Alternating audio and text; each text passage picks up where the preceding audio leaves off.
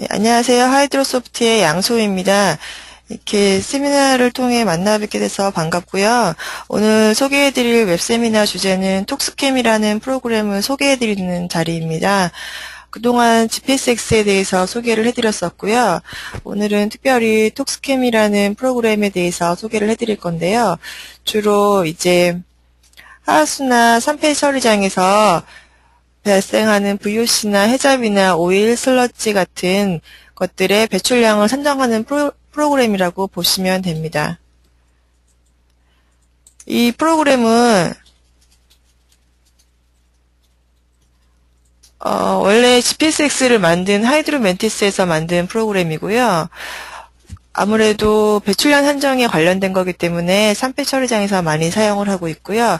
주로 많이 쓰이는 데는 해외 같은 경우에는 EPA 보고서에서 VOC나 해잡에 대한 배출 정기 보고서를 쓸 때 많이 쓰고 있고요. 그렇다 보니까 당연히 이제 인벤토리 조사에 관련된 게 이제 이 프로그램을 적용을 하고 있고, 역시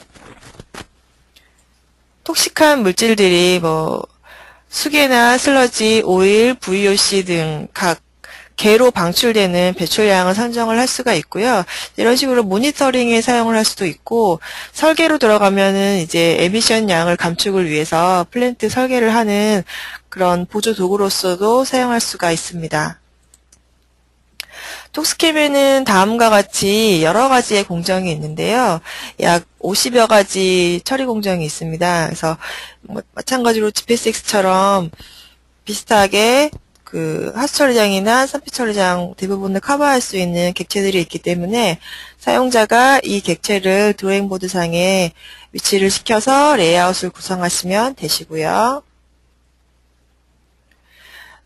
프로그램을 이제 시뮬레이션 하는 방법은 첫 번째로는 빈 바닥에다가 플랜트 레이아웃을 구성을 하고요. 거기다가 사용자가 어떤 오염 물질을 시뮬레이션을 하고 싶은지 설정을 하셔야 돼요. 입력을 하시는 거죠. 내가 톨루엔, 벤젠 이런 것들을 다 입력을 하시고 농도를 입력을 하신 다음에 각각 그 물질들이 개 내에서 어떻게 배출이 되고 있는지 확인을 하시는 겁니다. 톡스캠 인터페이스는 다음 그림과 같고요. GPSX나 캡테덕스랑 유사한 인터페이스예요. 아무래도 같은 회사에서 만든 거기 때문에 인터페이스가 동일하고요. 그래서 맨 위에는 메뉴바가 있고 툴바가 있고 그 밑에 여기 핫스팟이라는 디스플레이 바가 있는데, 이거 같은 경우에는 그 각 단위 공정에서 오염물질이 농도가 높은 객체 쪽에는 짙은 색으로 표시가 되고, 농도가 옅은 쪽은 초록색으로 표시가 되게 각각 단계별로 화면상 함께 비주얼하게 보여주는 기능이고요. 각 농도 기준은 사용자가 설정하실 수가 있습니다. 그리고 이 부분이 앞에서 본 그 단위 공정에 대한 공정 툴바고요. 시뮬레이션 했을 때 여기에 이제 레이아웃을 사용자가 만드는 거고요. 결과창이 이거예요. 그러니까 GPSX랑 다르게 이 프로그램 같은 경우에는 다이나믹 프로그램이 아니기 때문에 레이아웃을 만든 다음에 실행 단추 하나만 누르면 바로 결과창이 요 밑에 보여줄 수가 있고요. 요거 같은 경우는 전체 매스 밸런스, 요거는 이제 각 단위 공정별 보는 건데, 예를 들어서 벤젠이다 그러면은 여기에 이제 컨테미넌트 디스플레이가 있거든요. 그 벤젠을 클릭을 하시면 벤젠이 총 얼마가 들어와서 중간에 얼마가 벤젠이 형성이 되고, 에어로는 얼마로 빠지고, 웨이스트 워러는 얼마로는 빠지고, 슬러지로는 벤젠이 얼마, 오일로는 얼마, 이렇게 정량적인 전체 매스 밸런스가 나오고요.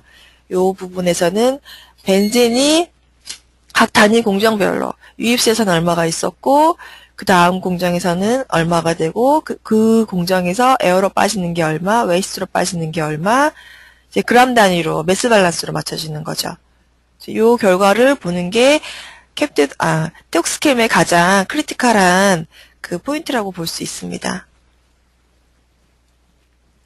그렇다면은 가장 중요한 게 톡스캠에서는 뭘까요? 이게 톡스캠은 그 유해 물질에 대한 시뮬레이션을 하는 거잖아요. 그렇기 때문에 그 톡식한 케미칼이 데이터베이스가 얼마나 내장이 되어 있는지가 상당히 중요하고요. 기본적으로 톡스킴에는 약 800가지의 유기물과 메탈의 데이터베이스가 포함이 되어 있습니다. 여기 화면상에 보시는 것처럼 이 창이 데이터베이스에 해당이 되는 거고요. 사용자가 선택을 하셔가지고 보시면 되는데, 여기 보시면, 예를 들어서 여기서 하나 선택을 하면 해당 물질의 특성이나 제거율이나 흡착률, 그리고 용해율, 생분해율이 다 레퍼런스로 들어가 있고요. 거기에 대한 값들이 어떤 레퍼런스를 참고했는지까지 확인하실 수가 있어요. 그래서 기존에 있는 데이터베이스에 이미 다 내장이 돼 있지만 사용자가 편집을 하고 싶으실 경우에는 이 데이터베이스를 수정하실 수도 있고요. 추가하실 수도 있고요. 그리고 800가지 외에 우리는 좀 더 디테일한 그런 데이터베이스를 원한다 하실 경우에는 지금 EPA 워러9 모델에 있는 내분비 교란 물질이나 의약품 및 개인위생용품에 대한 데이터베이스는 추가 옵션 구매를 하셔야 돼요. 그러면은 그 부분이 더 추가가 되는 거죠. 이렇게 해서 그러니까 많은 양의 데이터베이스가 내장되어 있습니다.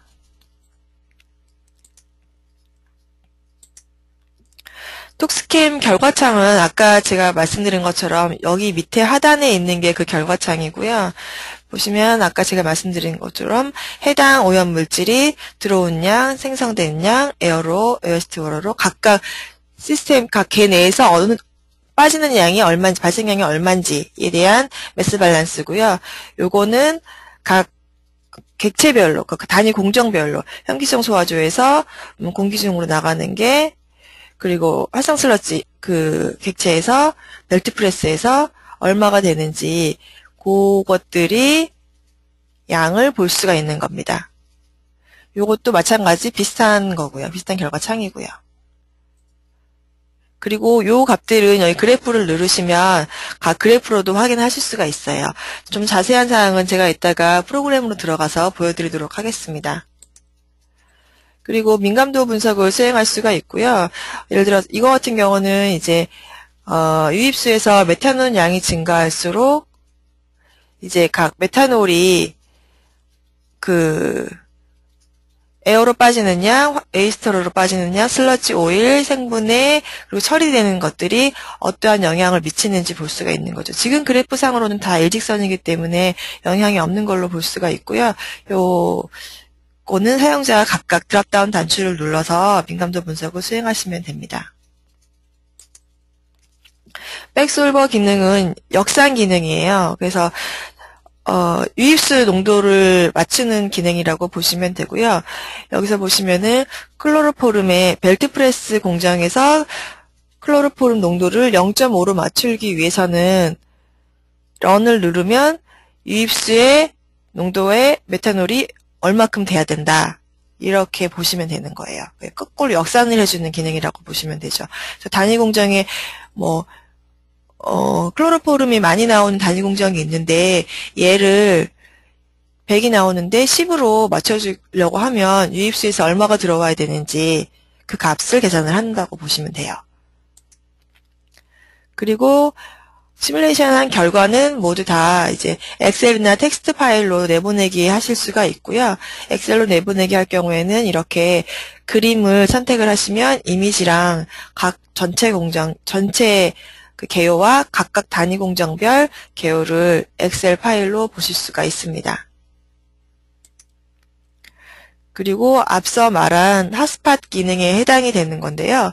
핫스팟 기능은 보시면 지금 여기 클로로포름이라고 되어 있거든요. 클로로포름이 지금 5% 이상은 빨간색, 2.5% 이상은 주황색, 1.0% 이상은 노란색, 그리고 1% 미만은 초록색으로 표시가 되게 한 거죠. 그래서 클로로포름이 소독 부산물이잖아요. 그래서 지금 이쪽 소독 객체에서 많이 발생을 하고, 그리고 당연히 얘가 이쪽으로 배관이 연결이 돼가지고 대기중으로 나가기 때문에 대기중으로 나가는 에플루언트도 클로로포름이 높은 거를 알 수가 있습니다.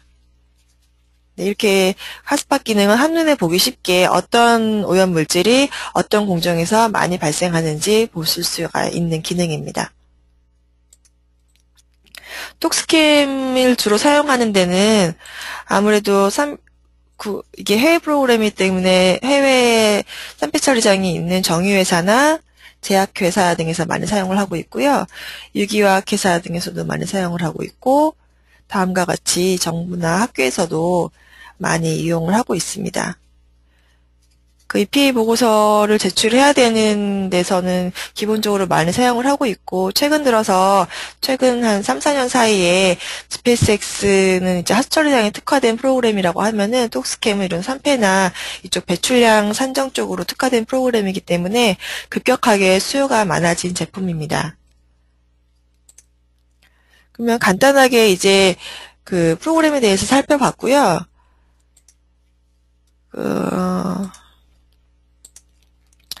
이제 프로그램으로 돌아가면 제가 그 프로그램이 어떤 식으로 구동을 하는지 살펴보도록 하겠습니다. 그러니까 보신 것처럼 여기 메뉴바가 있고요. 툴바, 여기 핫스팟, 여기서 이제 공정 툴바인데 각각 그룹을 선택을 하시면 되고요. 이렇게 마우스로 클릭하시면 되고, 화면에 드랍다운 단추를 누르시면 이렇게 사용자가 원하는 대로 그 PFD 작성하시듯이 이제 레이아웃을 구성을 하신 다음에 각각 객체를 연결을 하시면 돼요. 네. 연결을 하시고요. 뭐 뒤에 후단까지는 제가 설명을 안 드리고, 연결을 하신 다음에 하셔야 될 거는 얘네들이 어떤 값을 갖고 있는지 입력을 해야 하잖아요. 그래서 우측 클릭하시면 edit 파라미터라고 있거든요. edit 파라미터 클릭하시면 유량이 얼마인지, SS가 얼마인지, VSS나 SS 레이셔가 그 비율이 얼마인지, 오일 농도가 얼마인지, 온도를 입력을 하시고, 여기서 중요한 컨테미넌트, 그러니까 사용자가 시뮬레이션을 하려고 하는 대상 오염물질을 추가를 하셔야죠. add를 누르시면 뭐 예를 들어서 벤진이다. 벤젠을 선택하시고 클릭하시고 accept를 누르면 벤젠이 생기죠. 그럼 벤진의 유입 농도가 예를 들어서 1000이다 하고 클릭하시면 돼요. 그럼 여기 유입수 농도가 1000이 들어간 거고요. 그리고 여기 유량 조정조에서도 edit 파라미터를 눌러서 깊이와 그 물리적인 사이즈를 입력을 하시면 되세요. 클릭하시고요. 마찬가지로 초침에도 edit 파라미터를 눌러서 물리적인 사이즈 입력하시면 되십니다. 네, 이렇게 해서 입력을 하시면 되시고요. 요거는 간단하게 제가 어떻게 레이아웃을 구성하는지에 대해서 설명을 드린 거고요. 간단한 샘플 파일을 보면은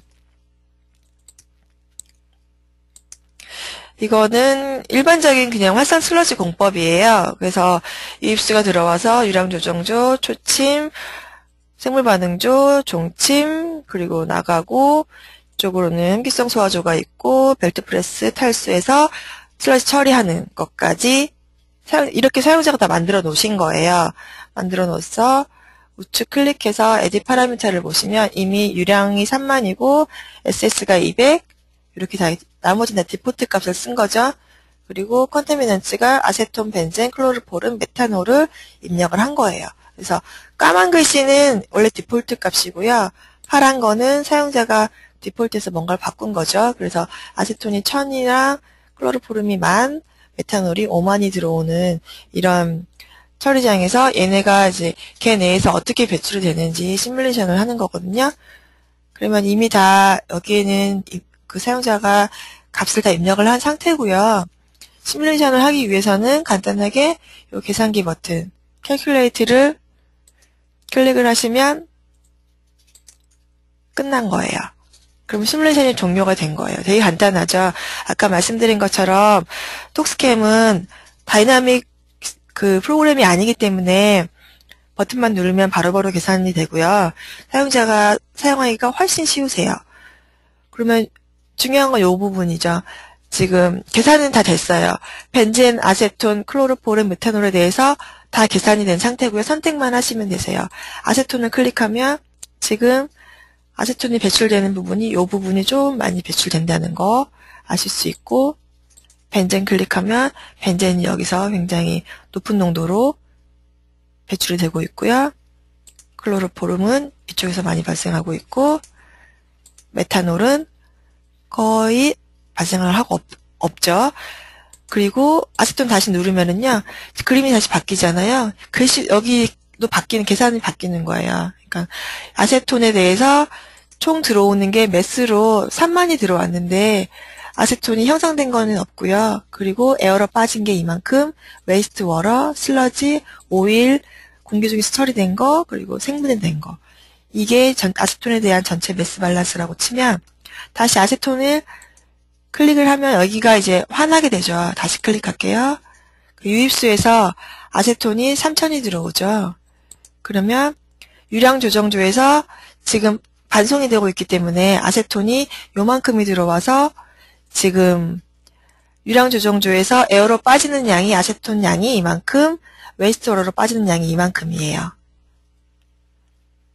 이렇게 해석하시는 거예요. 그리고 여기 생물반응조에서는 생물반응조에 아세톤 들어오는 양이 요만큼 들어와서 에어로 이만큼 빠지고 웨스트로 이만큼 빠지고 중간에 생분해돼서 없어지는 양이 이만큼이라는 거죠. 네, 이렇게 보시면 되시고요. 요 값들은 이제 이 버튼을 누르면 엑셀로 고스란히 이제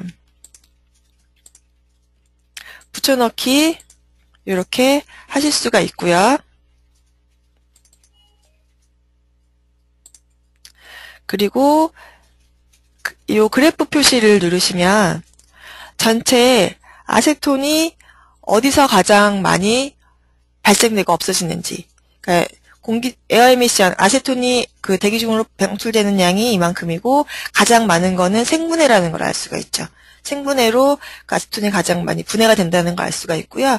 에미션 서머리를 누르면 아세톤이 여기서 에어 에미션이잖아요. 요 대기 중으로 배출되는 것 중에서도 어느 공정이 가장 많이 배출되냐 보면은 이 유량 조정조에서 가장 많이 배출이 되고 그 다음에 초침에서 그 배출되는 걸 알 수가 있죠. 아무래도 아세톤은 그 휘발성이기 때문에 초반에서 많이 날아간다는 걸 알 수가 있는 거죠. 다음에 벤젠을 보게 되면 벤젠도 아까랑 똑같이 이렇게 해석을 하시면 되시고요. 그래프 보면은 벤젠도 생분해가 가장 많고 요 에어 에미션 양 중에서도 혐기성 소화조에서 월등히 높은 걸 알 수가 있죠. 각각이 다 같은 VOC라도 종류에 따라서 많이 다른 걸 알 수가 있죠. 예, 이런 식으로 그 시뮬레이션을 수행하시면 되는 거고요. 또 다른 기능으로는 아까 제가 설명드린 것 중에서 잉남도 분석은 뭐 다 아실 테니까 건너뛰고 백솔브 기능을 보시면 그 다음 거로 넘어가야겠다. 3패 쪽 자료를 한 번 더 보여드릴게요. 3패 쪽을 보시면 좀 복잡하죠. 그러니까 3패는 아무래도 그 오일이 많이 들어가기 때문에 유입수를 따로따로 둔 거예요. 레이아웃을. 그래서 두 개가 이제 합류돼가지고 이쪽은 오일리한 그 폐수가 들어와서 API 세퍼레이트를 거쳐서 DAF 공정을 거치면은 오일은 배출이 되고 나머지 이제 하수랑 유입이 돼서 이제 합병이 돼가지고 처리가 되는 MBBR 공정으로 처리가 되는 거고요. 똑같이 캘큘레이트 버튼을 누르면 네, 여기 컨테미넌트가 보시면 이렇게 많이 된 거죠. 사용자가 각각에 대해서 오염물질을 다 입력을 한 거고요. 거기에 대해서 이만큼 된 거죠. 자일렌 같은 경우는 이쪽에서 많이 발생을 하고 나프탈렌 같은 경우에는 이쪽에서 벤진 같은 경우는 이렇게 예. 각각의 선택할 때마다 요 핫스팟도 바뀌고 각각의 그 오염물질에 대한 전체 매스 밸런스나 그 발생량도 바뀌게 된다는 걸 아실 수가 있어요. 네, 이렇게 해서 여기는 백솔브 기능이 없네요. 백솔브 기능은 아까 말씀드린 것처럼 예를 들어서 어떤 게 나을까요?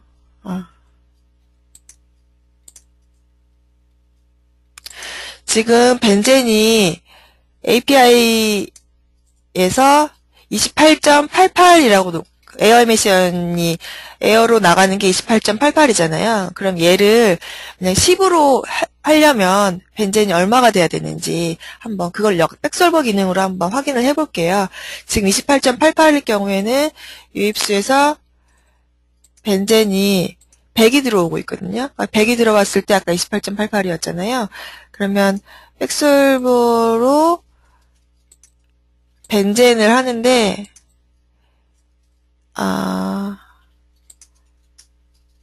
에어 에미션을 아까 28.88을 약 10이 되게 하려면 어떻게 돼야 되냐 계산을 하면 지금 보시면 512 웨이스트 워터에는 벤젠이 농도가 이만큼 돼야 된다는 거죠. 벤젠 농도가 0.34 굉장히 확 줄어드는 거죠.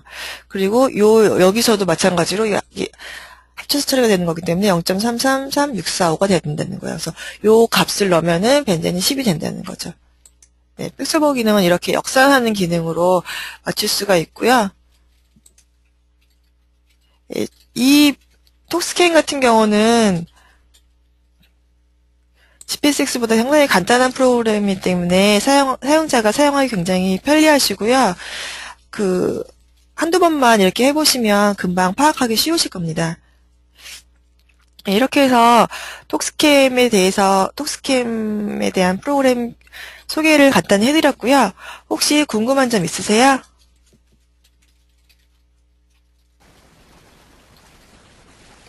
그냥 말씀하셔도 되고요. 옆에 채팅창에다가 적어주셔도 되세요.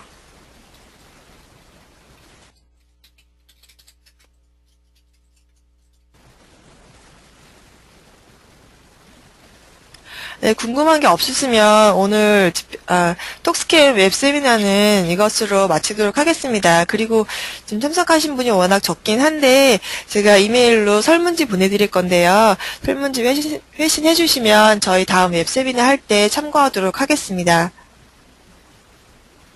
네, 수고하셨습니다.